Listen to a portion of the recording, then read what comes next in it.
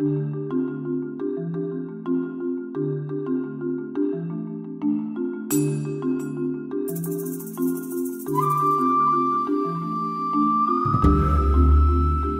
we're confronted by what I call the perfect storm. We're seeking, like all healthcare systems, to deal with what is an unsustainability reality about the future needs of our health population with our current models of care. And we're doing that coming off the back of a real period of austerity, which has seen an enormous reduction in the resources available to our health service. And at the same time, government wants us to completely and radically reform the structures of our health service. So it's very important in that context that leaders in our health service are given an opportunity to reflect on the models that are available to help them navigate through that process, and to be encouraged to plan their way through that process, and to be encouraged that it can be done.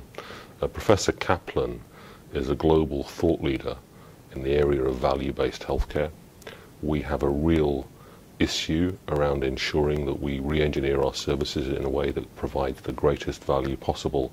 And I was convinced, and I'm satisfied now that we've had the conference, that Professor Kaplan had an enormous contribution to make, and that the audience would greatly value what he had to say.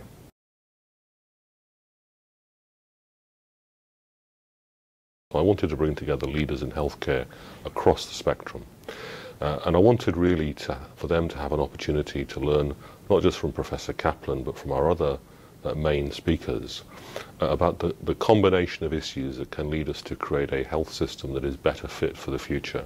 That involves looking at how we respond to the needs of our staff, how we orient our services to the benefit of patients, and how we can restructure every aspect of what we do to create better value at all stages. But again, in the context of the massive health reforms that I refer to, how we contextualize that in a properly structured strategic framework so that we don't just create an enormous road crash of a whole variety of issues in an uncoordinated way. And the other big thing that Professor Kaplan was able to bring was his insights into strategy, the use of balanced scorecards, to enable us to organize our work in the best way. That only touches the leaders. Obviously, I'm hoping that they'll go from here energized and able to organize their work and the parts of the health service that they lead in a coherent way that makes sense to all the people that that health service is designed to serve, and more importantly, from this perspective, all the people who work in it.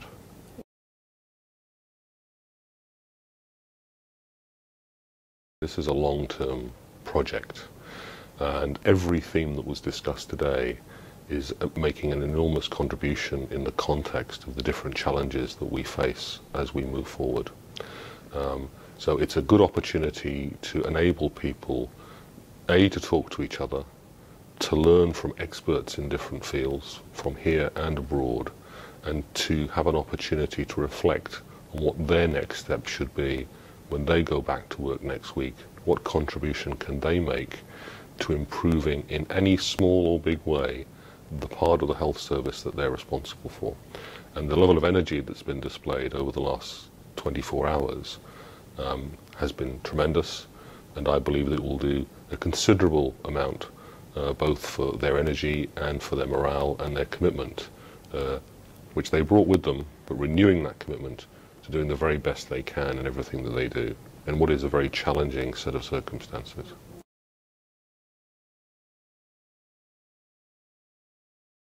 I'm enormously optimistic. I think there's absolutely no room for complacency. The challenges are very significant.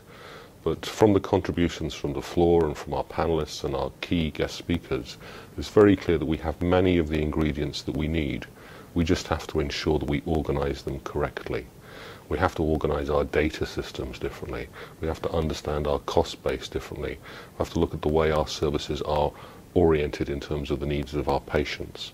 We also have to tell our story better in terms of those outside the health system who make some of the key decisions that affect the environment in which we deliver health. People around the cabinet table, people in the Department of Finance and Public Expenditure, and the social commentators who often misunderstand that the health system isn't about delivering a bottom line.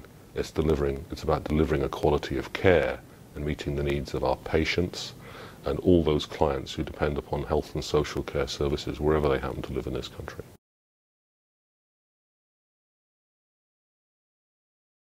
They leave here energized and committed to ensuring that we make the very best use of the resources we have to drive both quality and value. And it's really important that everyone leaves here. They may have slightly different interpretations of some of the details. We all know exactly what we're talking about when we talk about value in healthcare.